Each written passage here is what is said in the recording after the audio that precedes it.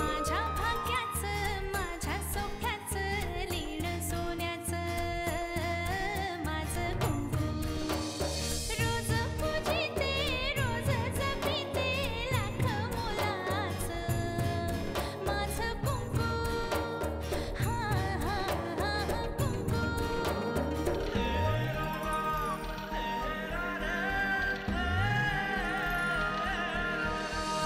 मन माझे घर झाले त्याचे मोर स्वप्नांचा दारी नाचे शब्द त्याचे अमृताचे स्पर्श त्याचे चांदण्याचे त्याच्या श्वासाचे त्याच्या डोळ्याचे गुज सांगते माझं कुंकू हा हा हा कुंकू हा हा हा कुंकू हे वामन किल्लेदार. हो माहितीये मला. अहो यांना कोण ओळखत नाही. सध्या टीव्हीवर गाजतायत ते. तुम्हाला जायला एकटीला जर भीती वाटत असेल मी जातो तिच्याबरोबर वामण्याशी बोलायला. पहिले आता मी जी नोकरी करणार आहे त्यात मला फक्त 12,000 रुपये मिळणार आहेत. दादा मला वामण्याने मागच्या टायमाला पाठीत खंजीर खुपसला आणि आता घर पडायची भाषा करतोय. फक्त तुम्ही एक काम करा, युगंधराबाईचा फोन नंबर तेवढा मला मिळवून द्या. मी बोलतो युगंधराबाईशी जे बोलायचं ते.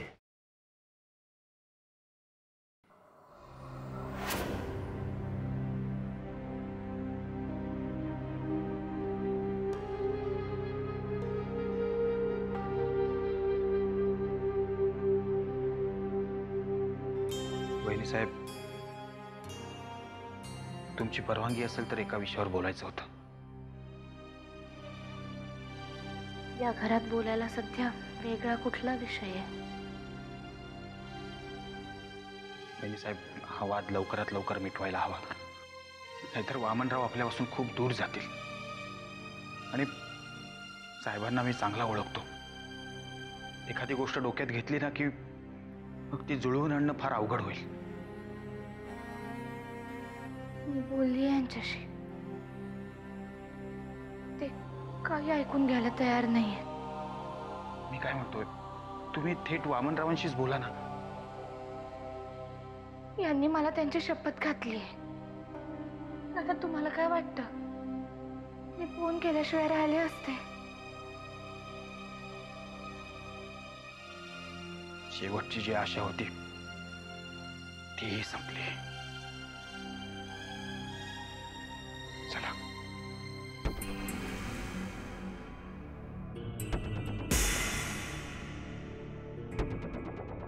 या युगंधरा सरतापे कोण आहेत? म्हणजे मला कळलंय त्यांच्याबद्दल, पण त्यांचं काही करता नाही कळणार. म्हणजे तुमच्या पद्धतीने नाही, सरळ सरळ बोल. वहिनी साहेब, सरळ सरळ बोलून ऐकणाऱ्यातली बाई नाहीये ती. आणि मी त्यांच्याशी बोलले तर? तुम्ही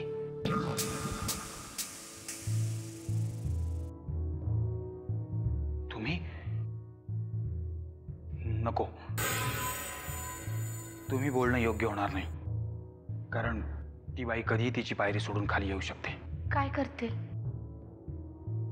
फार फार तर घालून पाडून बोलतील, फोन ठेवून देतील, एवढंच ना. आपण साहेबांना कळालं तर? ही गोष्ट तुमच्या आणि माझ्याशिवाय दुसऱ्या कोणाला नाही कळणार. वहिनी साहेब, युगंधराबाई पातळ यंत्री बाई आहे. तुम्ही चांगल्या भावनेने काही बोलायला जाल, ती त्याचा कसा फायदा उठवेल सांगता येत नाही. वाकनीस काका, मी एक साधी सुधी बाई आहे आणि माझ्या घरामध्ये आता वणवा पेटलाय. मी काय करू शकते? एकतर लांब थांबून तो वणवा पेटताना पाहू शकते, किंवा त्याच्यामध्ये घुसून तो विझवू शकते. आणि वणवा विझवायचा असेल तर त्याच्या 2 पावलं पुढे जाऊन मागे वळावं लागतं. काय करतील त्या? शेवटी त्या पण बाईच आहेत ना. आमची दुःख आम्हाला कळतात. नाही वहिनी साहेब, तुम्ही समजताय तेवढं सोपं प्रकरण नाहीये. तुम्ही मला फोन नंबर तर द्या. पुढचं मी बघते.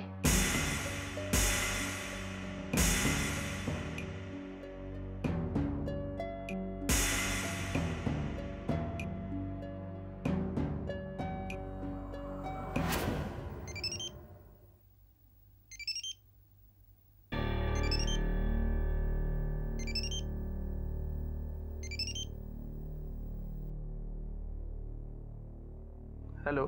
हॅलो काका. काय ग, आज आठवण आली काकाची? काका तू का वागला सर असा? तुझे कोणाशी काही वाद असले तरी त्याची शिक्षा मला का? तू वेडीस का? अगं तुमच्या सगळ्यांपासून लांब येऊन मी मला शिक्षा नाही का दिली आणि तीच भोगतोय बाळा. काका घरी परत येणार आहे प्लीज. हे बघ अमृता, त्या घरी परत यायचे सगळे दूर आता मी कापून टाकलेत बाळा. माझ्याशी असलेलं नातं पण तोडून टाकलंस. खरं सांगू, सगळीच नाती तोडायचा खूप प्रयत्न केला, पण तुझ्याशी असलेलं नातं नाही जमलं.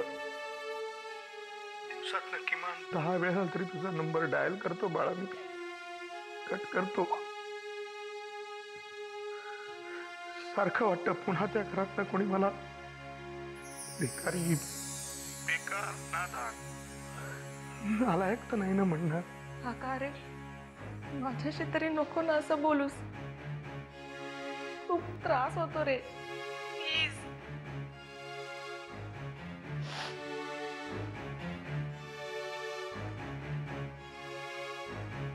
अमृता,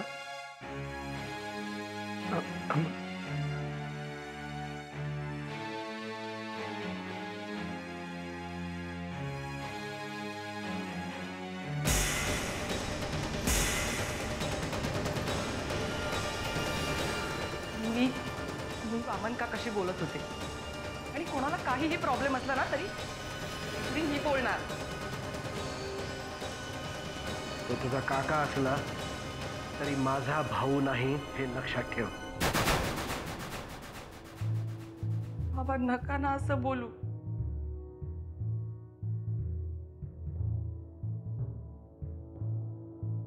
मी फक्त माझं मत व्यक्त केलं अमृता. परिस्थितीचा फायदा घेऊन लोकांना कोंडीत पकडायला मी काही वामन किंवा अहिल्या किल्लेदार नाही. काकूचं माहिती नाही, पण माझा वामन काका तसा नाहीये. माझंही माझ्या एका लहान भावाबद्दल असंच मत होतं. बाबा प्लीज, 2 राजकारण्यांच्या भांडणात तुम्ही वामन काकाचं बळी नका देऊ.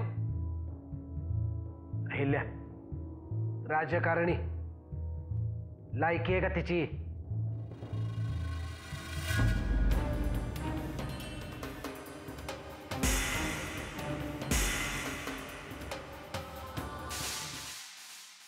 जानकी वहिनींना मी युगंधराबाईंचा नंबर दिलाय खरा, पण ही माझी चूक तर ठरणार नाही ना.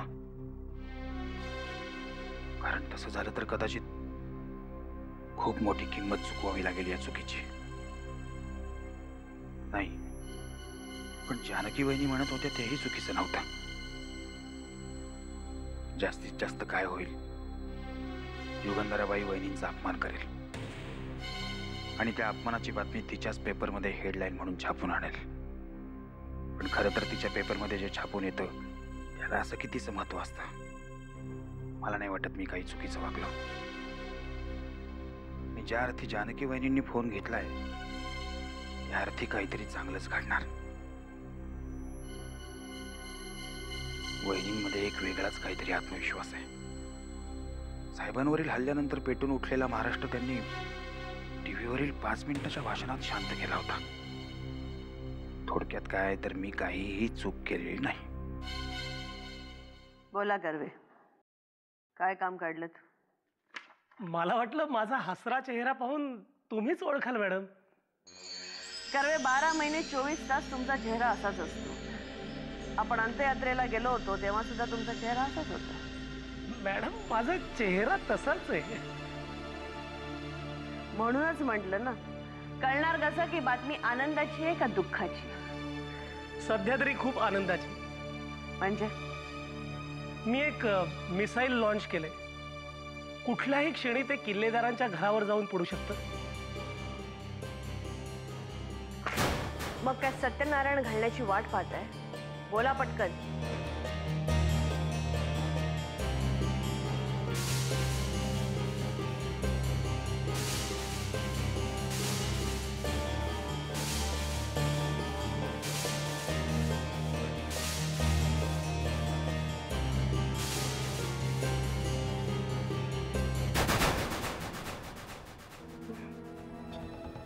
शाबाश कर्वे, एक दिवस तुम्ही जागरचे संपादक नक्की होणार. Thank you madam. निघा आता. येतो मॅडम.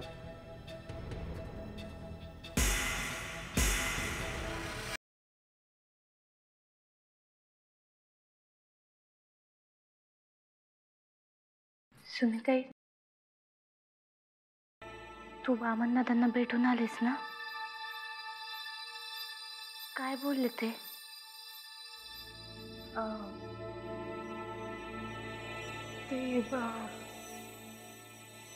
आम्ही गेलो होतो त्यांच्याकडे, पण म्हणजे मी काहीच बोलले नाही.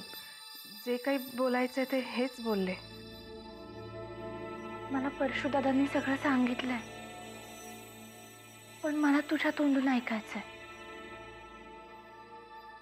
परत परत काय तेच बोलायचं नाही का? यांनी सांगितलंय ना तुला सगळं.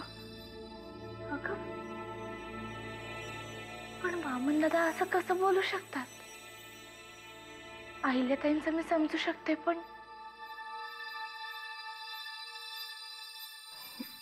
काय सांगितलं यांनी तुला?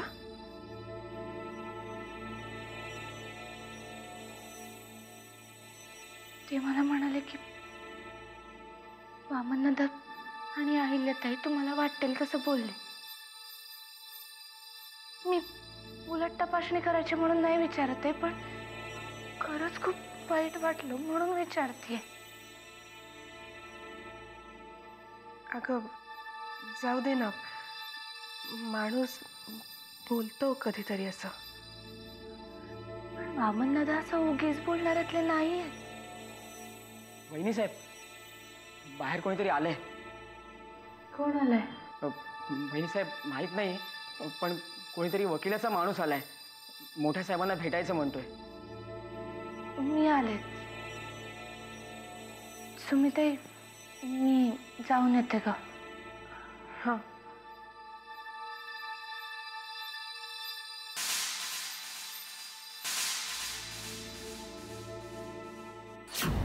काय काम आहे तुमचं?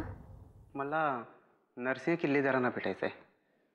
नाही, ते कळलं मला, पण काही काम आहे का? मला त्यांना कोर्टाची नोटीस द्यायची. कोणी पाठवली नोटीस?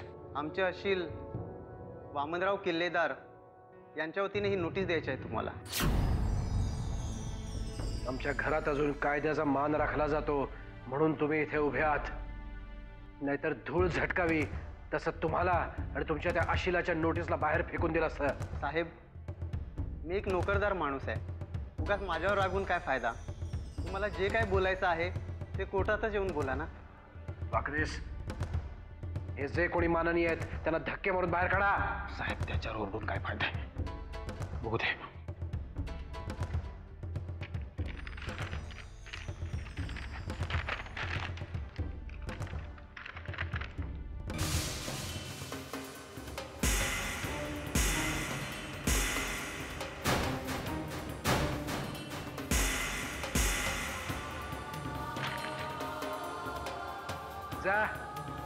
जाऊन सांगा तुमच्या अशिलाला, या घरातून बाहेर पडणारी धूळ सुद्धा त्याच्या वाट्याला येऊ देणार नाही. साहेब, मी तुमच्या कर्तृत्वाचा आदर ठेवून एवढंच बोलतो की आता जे काय ठरवायचं आहे ते कोर्टच ठरवेल. वाकणेस याला आत्ताच्या आत्ता इथून जायला सांगा, नाहीतर साहेब जा तुम्ही.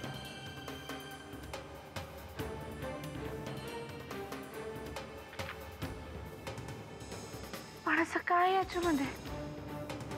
तुझ्या त्या लाडक्या दिरानं मला नोटीस पाठवली आहे. माझ्या बायकोचे लुबाडलेले सगळेच्या सगळे दागिने परत करा म्हणून.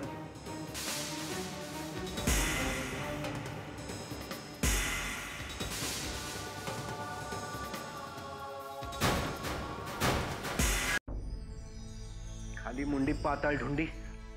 शेवटी त्या घर कोंबड्यानं त्याची लायकी दाखवलीच. बघितलेस ना तुझ्या दिराचे प्रताप. आणि कुठे आहे ती आत्याबाई? कुठे आहे?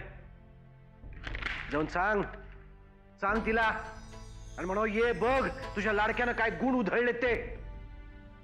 आणि काय हो वाकणीस, या घर भेद्यासमोर तुम्ही मला माझं गुडघे टेकायला सांगत होतात ना?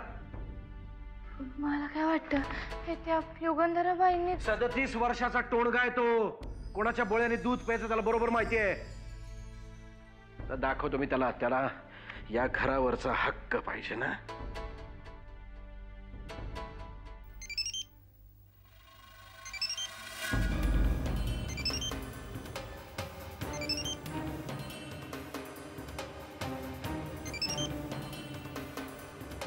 हॅलो दादा बोल. अरे नोटीस पाठवायला लाज नाही वाटली मग फोन उचलायला लाज का वाटते? नोटीस? अच्छा, म्हणजे युगंधरा सरतापीच्या दलालाला आता राजकारण सुद्धा येऊ लागलं वाटतं. एक गोष्ट लक्षात ठेव वामन, आयुष्यभर बसून खाणाऱ्याला हेच धंदे सुचणार हे चांगलंच माहिती आहे मला. दादा बास, आतापर्यंत द्यायचा तेवढा खूप रिस्पेक्ट दिलाय मी तुला. पण आता हे माझ्यावरचे हे असले खोटारडे आरोप मी अजिबात सहन करणार नाही. म्हणजे तू आता तुझी लायकी दाखवायला सुरुवात केलीस तर? लायकी? घरात आलेल्या किल्लेदारांच्या सुनेशी काल तू कसा वागलायस ना ते मलाही कळलंय. त्यामुळे आता तू लायकी वगैरेच्या गप्पा करूच नकोस. म्हणून तू असा सूड उगवतोस? तो माझा स्वभाव नाही दादा. आणि मला खरंच या नोटिशीविषयी काहीही माहिती नाही. भिकाऱ्याच्या जिभेला पाणी सुटलं की त्याला हेच सुचणार. भिकारी? दादा तू भिकारी म्हणून घरातनं हाकलून दिलेला हा माणूस आता कशी का होईना पण 12,000 रुपयाची नोकरी करतो. त्यामुळे आता शब्द जरा जपून वापर. मला खूप काम आहेत. ठेवतो फोन.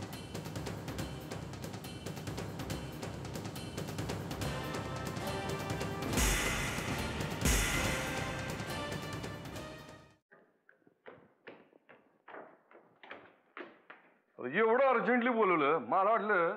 तुझं वाटणं वगैरे बाजूला ठेव ना. लवकरात लवकर आपल्या PROला बोलवून मीडियात बातमी द्या. सगळी वर्तमानपत्र आणि चॅनल्स एकही राहिलं नाही पाहिजे. श्रीपूर मतदारसंघात तर बॅनर्स, होर्डिंग्स, SMS, पत्रक सगळ्या संपर्क माध्यमाचा वापर करा. विचारणार पण नाही कसली बातमी ती. 100% नरसिंहाचं वाटोळ होणार. सना, आता अशा बातम्या झळकतील की नरसिंह किल्लेदाराने स्वतःच्याच वहिनीचे दागिने केले हडप, किंवा कोर्टाने बजावली नोटीस, किंवा करोडपती आमदाराला सोन्याचा सूस. कोणाला सुचले? एवढं सुपीव डोकं आहे तरी कोणाचं? आजपर्यंत युगंधराला कधी चुकीची माणसं भेटलीच नाही. आणि हो, त्या कर्वेंचं तेवढं प्रमोशन करा. कर्व?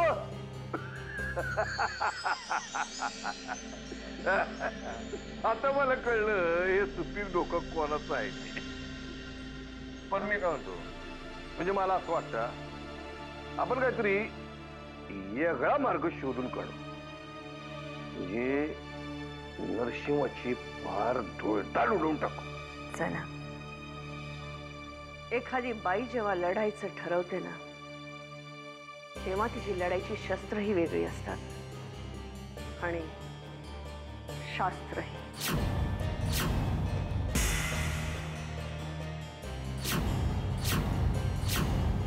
किल्लेदारांच्या घरात चाललेल्या राजकीय नाट्याला आता वेगळंच वळण मिळालंय.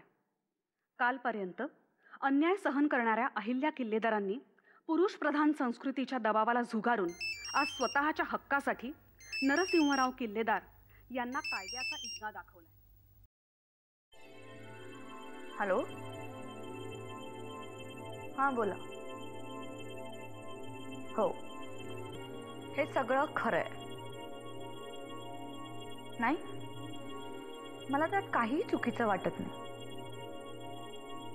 कारण आज देशातली प्रत्येक स्त्री ही कुठल्या ना कुठल्या अत्याचाराला बळी पडली आणि त्याविरुद्ध कोणीतरी आवाज उठवायला हवा. तो मी उठवला, इतकंच. हो, विरोध हा असाच राहणार. त्यामुळे तुम्हाला वाटेल ते छापा, मी त्याला आडकाठी करणार नाही. अहिल्या, अहिल्या काय चाललंय? तू दादाला नोटीस पाठवलीस? काय तमाशा आहे हा? काय? मी माझ्या हक्कासाठी लढतेय. खरं तर मी हे खूप आधी करायला हवं होतं. म्हणजे कोणी घरातून हाकलून देण्याचा प्रसंगच ओढावला नसता. आणि मी तर फक्त माझे स्त्रीधन मागतेय. तू हे असलं राजकारण माझ्याशी खेळू नकोस. आणि तुला जर का तुझं सोनं हवंच होतं तर आपण घरात जेव्हा बाहेर पडलो तेव्हाच घेऊन बाहेर पडायला पाहिजे होतंस, किंवा मग नंतर जाऊन घ्यायचंस. ही नोटीस का पाठवलीस आणि तेही मला न विचारता? माझ्या किरकोळ वस्तू आणायला गेले होते तर त्या मोलकर्णीचे तळवे चाटायला लावले होते. दागिने आणायला गेले असते तर काय काय करायला लावलं असतं? काहीही करायला लावलं नसतं. सगळे तुझ्या मनाचे खेळ आहेत. तसं समजा, पण भाऊजींना अद्दल ही घडलीच पाहिजे. काय बोलतीयस तू? दादाचा फोन आला होता. दादा खूप चिडला होता फोनवर. त्याला चिडण्याशिवाय काय जमतं?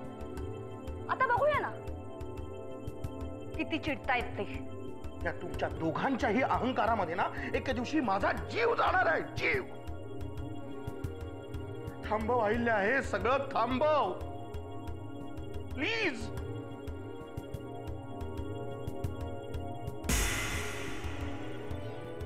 आता तुम्ही सगळ्यांनी देवाजवळ एकच प्रार्थना करा, या रागाच्या भरात वामन माझ्या समोर नको यायला. आणि जानकी, पुढच्या अर्ध्या तासात त्या अहिल्याचं जे काही सोनं आहे ते माणसाकरवी त्याच्या घरी पोचतं करा. त्या वामन आणि अहिल्याच्या कापडाची एक चिंधी सुद्धा मला दिसता कामा नये. बाबा बाबा बाबा लवकर चला, बातम्यांमध्ये तुमच्याबद्दल वाटेल ते दाखवत आहेत.